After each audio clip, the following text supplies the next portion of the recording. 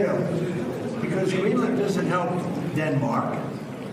Denmark doesn't spend money to really help Greenland, but it's an important part for the United States. And it's surrounded by China ships and Russian ships. And that's not going to happen. The ships, it's not going to happen. It was Greenland that, and it continues to be, that should be controlled by the United States, not by Denmark. And when they wouldn't go along with it, and with all the money we spend to help them with Russia, and we don't have to spend any money, we could remove all of our soldiers out of Europe. Because as you probably noticed, Europe's a very different place than it was 20 years ago. A lot different, much different. So much different, and they're going to be careful with immigration and energy. If they're not careful with those two things, you're not going to have a Europe anymore. You know, see, here's the thing. Here's the thing. When Donald Trump betrayed Ukraine, and he betrayed Ukraine because he didn't want to offend Vladimir Putin, what did he do? He made Ukraine less dependent on the United States. And what did they do because of that? Well, they created the future of warfare.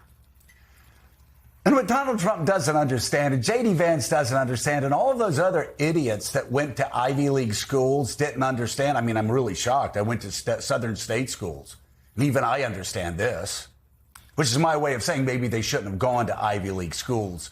Maybe next time, try Southern state schools. But what they don't understand is we don't have troops in Europe to help Europe. Mm-hmm. We don't do U.S. aid across Africa just to help Africa. We do it because in helping Africa, we help ourselves. They say, hey, thanks for the grain. By the way, ISIS is recruiting down the street.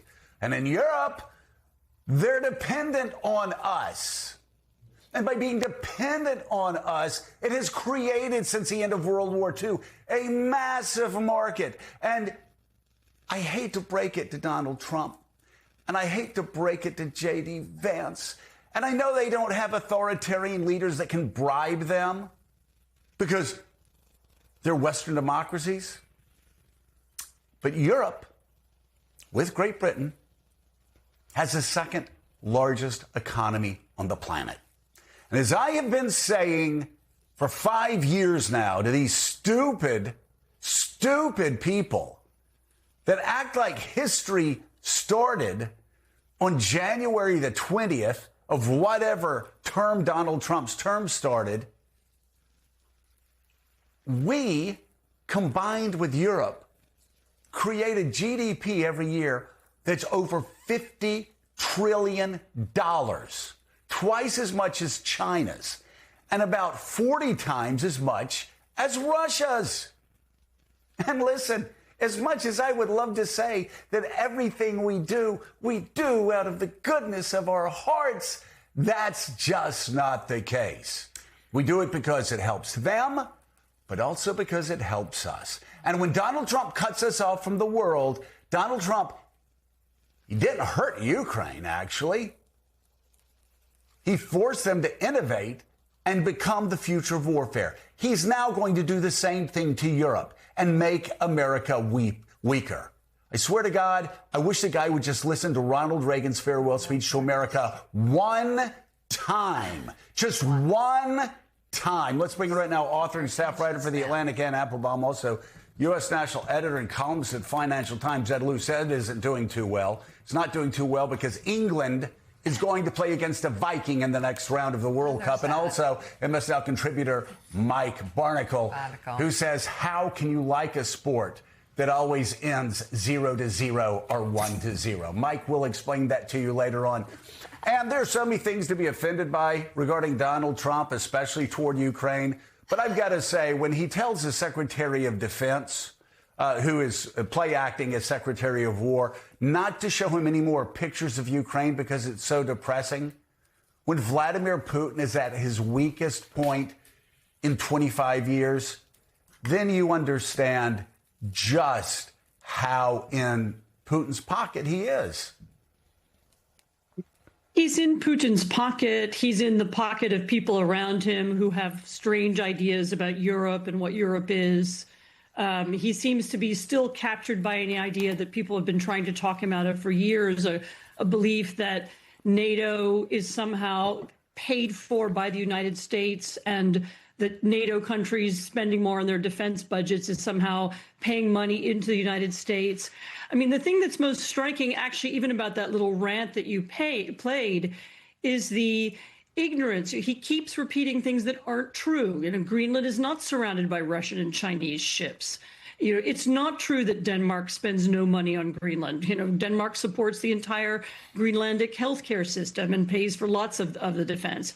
It's as if he's captured by ideas that someone told him in the 1970s, and he can't let go of them. And what's gradually becoming clear to a lot of his allies is that actually, you can kind of put him in a box and let him talk like that, and then get on with doing other things. The Ukrainians have gone on with defending themselves. The Europeans have gone on with funding them. You're seeing a massive European conversation right now about extricating America from extricating Europe from American defense systems, from American technology, from American trade agreements. I mean, he's set into motion a whole disintegration of an alliance that, as you said, quite rightly, was originally built to help and support and spread the power of the United States. Ed Luce, Europe is always nervous about President Trump, but there had been a little bit of optimism heading into this summit because, for instance, Trump and Zelensky seem to have been getting on better. And even though the White House won't publicly acknowledge it, Ukraine has momentum in that conflict. There had been some hope that Trump had been humbled's too strong a word, but had been sort of chastened a little bit by what's happened in Iran, that he might be willing to come to this summit and play nice, or at least nicer than he usually does. And that's not been the case at all. He has threatened to cut off trade with Spain entirely. Obviously, as just discussed, the situation in Ukraine, he's still not willing to really commit. And now he's revived the Greenland talk, which threatens to blow the whole thing up. We're only one day into this summit in Turkey, and it could be headed towards real disaster. It could be. I mean, the Europeans thought that they'd got him to do the off-ramp from Greenland back in at Davos in February. Mark Rutte, the Secretary General of NATO, I mean, who's really laid the flattery on thick with Trump. He's kind of NATO's Gianni Infantino, if you like. He thought that had worked, and that, well, this weird Greenland session that Anne was talking about, that wasn't going to recur. But it does. Stuff gets stuck in Trump's head, and it doesn't leave it. You can sort of temporarily push it into abeyance and get him to focus on something else, like Operation Epic Fury, get him to do something else. But he then goes back to zero every single time. So the Europeans, are in a really difficult position once again of trying to flatter Trump, trying to disarm him, trying to mollify, his worst instincts, safe in the knowledge that no matter how well they seem to do at this summit in getting him off topic, he's going to get right back onto those topics again. They are just stuck on a loop in his head. And, another of them, of course, is that, Europe doesn't pay for its defense and Ukraine is a welfare dependent. Stuff that is just literally not true. He keeps going back to. So I don't know what the sort of magical strategy is here, except for Europe to do what it is doing behind the scenes, which is to massively increase cooperation with each other, invest in joint defense projects, to try and reduce their dependency on a United States that's run by this man. That's the only thing they can do, but it takes a long time to bear fruit.